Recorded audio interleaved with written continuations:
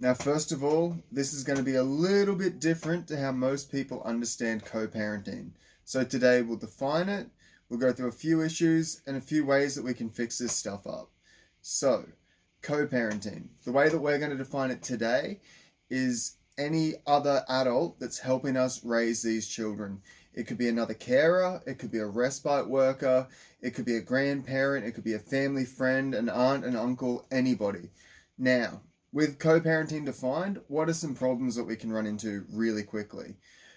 One major issue that we can run into is respect, either coming from the child to the co-parent, the child to us, or between both parties. Now, obviously, respect is the basis for any relationship. Respect is the first thing that we need to sort out. So, let's put ourselves in the other person's shoes, whether that's an adult or the child. Let's think about how we would feel if we were confronted with the things that we're doing to that person, and let's work out some ways to find common ground and to quit butting heads. If we can sit down and eat a meal with this person, if we can go out and have fun in the park, if we can go and have a small holiday with this person, I think we're doing pretty well. Now, I know some people can't do that, so let's work on number 2. Our second big problem that we can have is communication. Again, no communication, no relationship. This whole thing's going to come back to relationship. So now communication.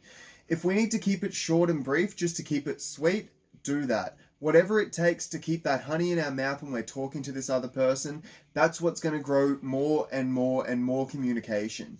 The more communication that we've got, the better this relationship's going to be, the better that we can raise this child together.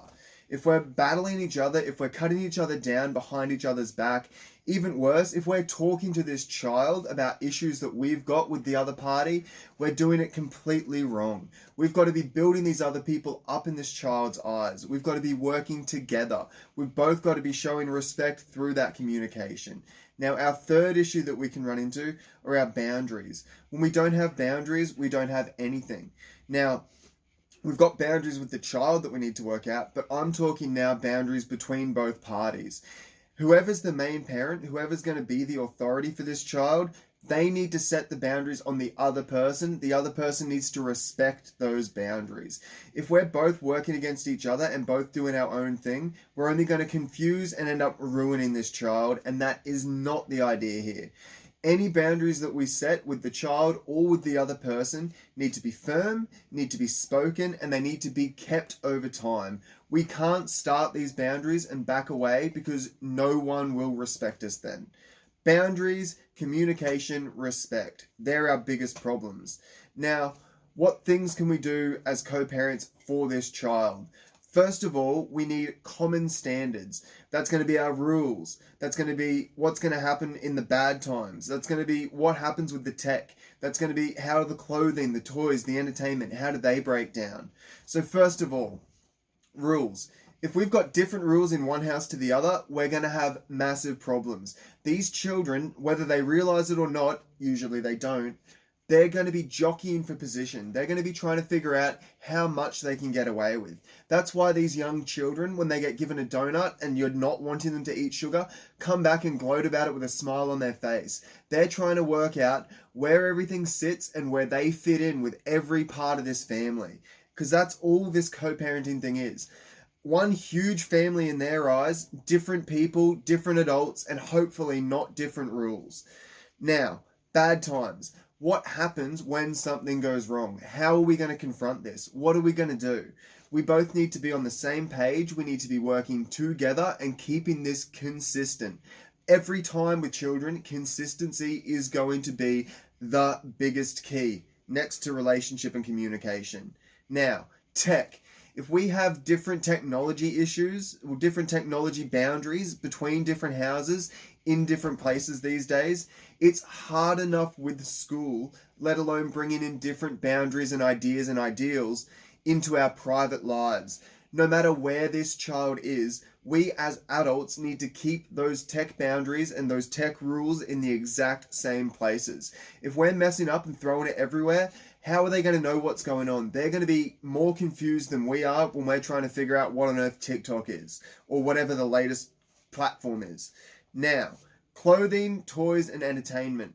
That's our fourth little bit here for our common standards.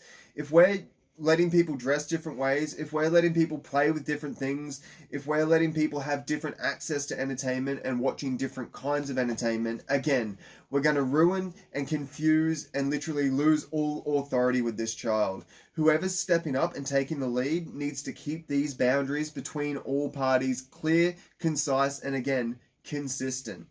Next, decide authority. One of the people in charge of whatever the team is for raising this parent needs to be the authority. They need to be the go-to. The easiest way to figure this out is in public, who is this child going to find what to do, what's going on? They're the authority. The child's going to go to the authority figure and ask them before anybody else if we're all out together. If you're the parent, if you're the person that needs to decide who the authority is, and you've got a problem with how that's breaking down in public, that is your biggest sign that you need to get on top of who is the authority. Now, lastly, holding lines together. No matter who the co-parents are for this child, no matter who's taking care of this child, you need to make sure that you're holding the same lines together. You need to be a team, you need to be a beachhead, you need to be ready to go into battle side by side, shoulder to shoulder for this child. Now, when there's a defiance issue, when there's a problem with this child, we need to be able to talk about these things openly and honestly. We need to figure out why they're being like this, what's causing the issue, and how we can come together to fix these things. Defiance is basically a non-negotiable. That's how we all lose authority. Next is we need to reinforce these boundaries, these rules together as one unit. Again, if we're not working together, if we're not consistent, if we're not making this more concise even, we're going to have a bad time. Next is we need to share our wins and our losses. Whatever's going well when we're taking care of this child, we need to tell the other person. We need to celebrate it together. We need to do it in a way that doesn't come across as gloating, that doesn't come across like we're acting like we're better than them. But we need to share the wins. Equally, we need to share the losses. Anything that isn't going right without complaining and whining, we need to share that with the other party as well. This way, we're both going to get an idea what's really going on in this child's world, how we can both move forward, and how we can help them to grow into a competent and able adult.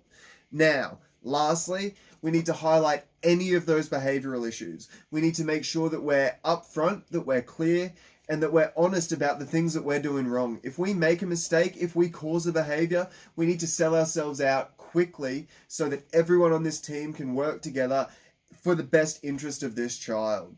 Now, I hope this has helped you guys, whether you're co-parenting with another family member, whether you're sending your child for their first sleepover, whatever it is. I'd even recommend talking through some of these things as they make sense to any other parent that's just taking care of your kid for a night or a weekend. Actually, I don't like the word kid. We're not raising baby goats. We're raising children here. Now, I hope this has helped you guys. Good luck. I know you've got this. Go make your child even better. See you later.